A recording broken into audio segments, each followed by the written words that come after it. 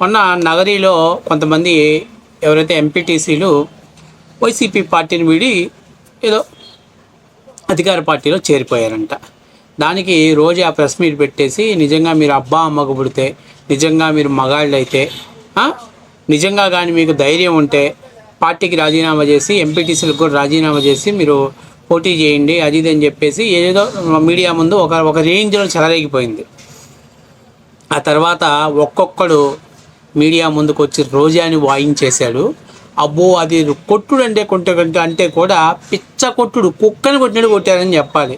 First మన diamond రాణికి first ఒక అతను జలకిచ్చాడు, మామూలుగా కాదు అసలు. ఫస్ట్ వీడియో చూసి దాని మీద ఎక్స్ప్లెనేషన్ ఇచ్చిన తర్వాత నెక్స్ట్ వీడియో కూడా వేరే లెవెల్లో ఉంది, కానీ ఫస్ట్ వీడియో బాగా స్పైసీగా ఉంది. ఒకసారి మీరు అందరూ కూడా వీడియోని స్కిప్ చేయకుండా చూడాలి అని మనస్ఫూర్తిగా కోరుకుంటూ ఒకసారి వీడియోలోకి వెళ్దాం రండి. మనం మామూలుగా ఉండదు ఈసారి. ఇంకా రోజా నోరెత్తాలంటే ఈ దెబ్బతోటి నోరుగా అదుపులో పెట్టుకునిద్ది, కానీ మన రోజాకి అన్ని పరిపాటి.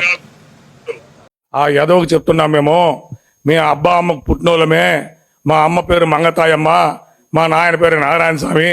70 ఏళ్ళ పంచాయతీలో సర్పంచ్గా ఏకగ్రీవంగా చేసిన చరిత్ర మా ఇంటికి ఉంది, మా కులానికి ఉంది.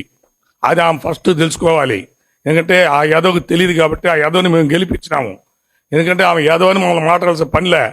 ఆమె ఒక ఆడదిగా ఉండి ఆమె మాట్లాడే మాటలు ఎవరా అంటే అబ్బా అమ్మ అంటే ఏమి? అప్పుడు మా అమ్మ వదిలేసిందా? వీళ్ళ అమ్మ వదిలేసింది ఏమో మాకు తెలియదు, కానీ మా అమ్మ నాయన వాళ్ళు ఎవరు వదిలేసిందా? మేమంతా ఖచ్చితంగా ఉన్నోళ్ళమే. ఒకే బజారు వీధిలో 70 ఏళ్ళ సంసారం, దాదాపు 350 సంవత్సరాల చరిత్ర పుత్తూరులో పుట్టి పెరిగిన వాళ్ళం మేము బస్సు ఓనర్లము. నాకు 70 లారీలు ఉండింది. 70 లారీలు అమలు రోడ్డు వచ్చి పుత్తూరు టు మెడ్రాస్ రెగ్యులర్గా ఎత్తుకుతాను నా బండ్లు కోడూరు నుంచి. అట్లా వంశం నాది. నీ మారి ఆడ అడక్కి వచ్చిన వంశం కాదు. నువ్వు వచ్చి ఏం మాట్లాడతావు మమ్మల్ని? అది సరిపోయిందా? ఎందుకు రోజా కూలిచ్చి కుమ్మించుకోవడం అంటే ఇదే కదా. నువ్వు మీడియా ముందు మాట్లాడేటప్పుడు నీ బొక్కలో లెక్కలు అందరికీ తెలుసు. నువ్వు కూకట్పల్లిలో యాడో అద్దింట్లో రెంటుకుంటా చంద్రబాబు నాయుడు కాళ్ళు పట్టుకొని, చంద్రబాబు నాయుడు బతిలాడుకొని, చంద్రబాబు నాయుడు గారిని ఏడ్చి నా పిల్లల భవిష్యత్తు నేను సర్పయాగం సినిమా తీసి మొత్తం నష్టపోయాను అని చంద్రబాబు నాయుడు కాళ్ళు పట్టుకొని ఎట్లాగో కొద్దిగా పార్టీలో చేరావు.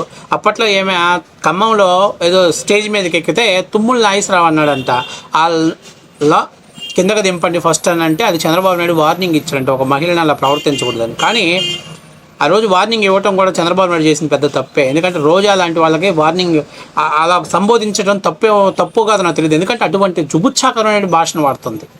కాబట్టి ఇప్పుడు ఆమె అడుగుతుంది, మా అబ్బా ఇదమ్మా, మా నాన్న ఇదమ్మా, మేము ఈ వ్యాపారాలు చేసామ్మా, మా చరిత్ర ఇదమ్మా అని చెప్పి ఆయన అంటున్నాడు. ఇప్పుడు రోజా ఏం చెప్పిద్ది?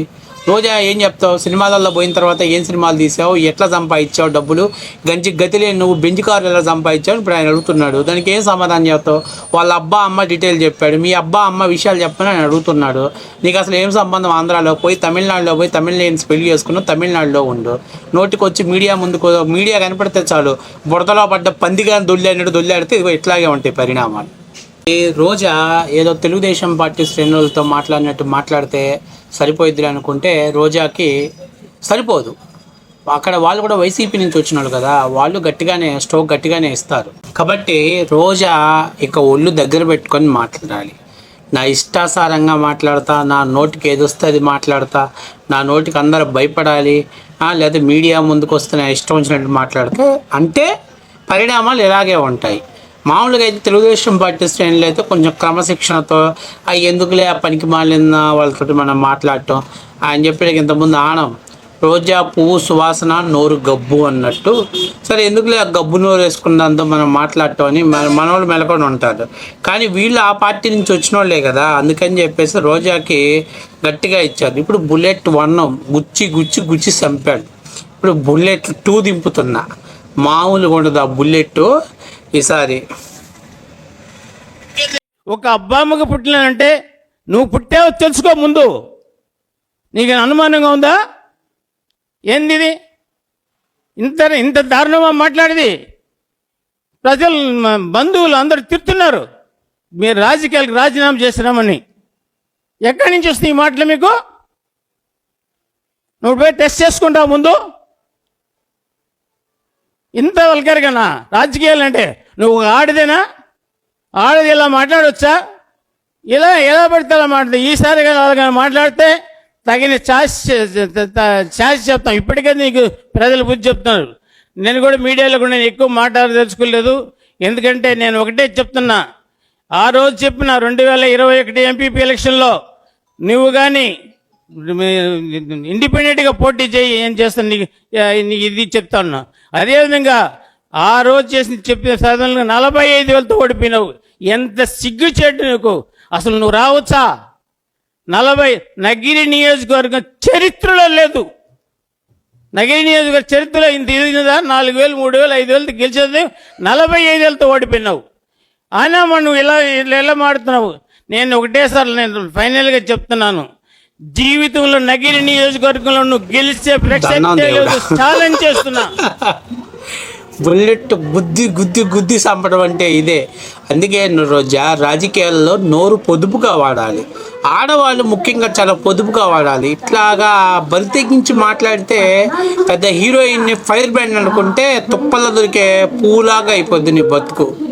కాబట్టి ఇప్పుడు చూసావుగా, అడుగుతున్నారు వాళ్ళు, ముందు నువ్వు ఆడదానివో మగదానివో టెస్ట్ చేయించుకొని రమ్మంటున్నారు. ముందు నువ్వు టెస్ట్ చేయించుకో మరి అయితే. ఇంకా ఎందుకంటే ఇది రాష్ట్ర ప్రజలందరికీ ఉన్నటువంటి డౌటు, నీలో 6 లక్షణాలు లేవు. ఉంటే ఒక మహిళ ఎలా ఉండాలి, ఎలా ప్రవర్తించాలి, ఎలా మాట్లాడాలి, మీడియా ముందుకు వస్తే ఎంత సంస్కారంగా మాట్లాడాలి. గతంలో లేరా చాలామంది మహిళలు మాట్లాడట్లేదా?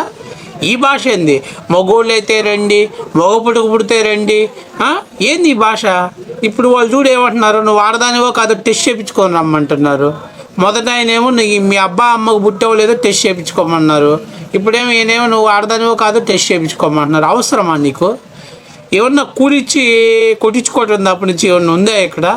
ఆయన అంటున్నాడు నగరి జీవిత చరిత్రలో 45,000 అసలు ఇంతవరకు ఎవరు ఓడిపోలేదు. అంత దరిద్రమైనటువంటి దిక్కుమాలినటువంటి ట్రాక్ రికార్డ్ నీది.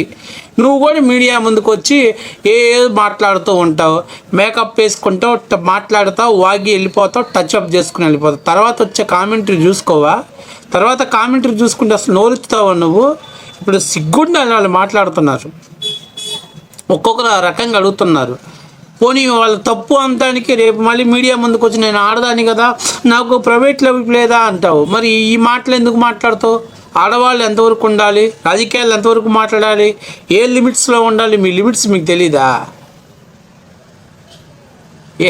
ఏది ఏమైనా తెలుగుదేశం పార్టీ కార్యకర్తలు కాదు నీకు సంస్కారం లైన్లో ఉండేది, వాళ్ళు అక్కడి నుంచి వచ్చిన వాళ్ళు. అందుకని చెప్పి గట్టిగా గుణపం తిప్పినట్టు తిప్పారు.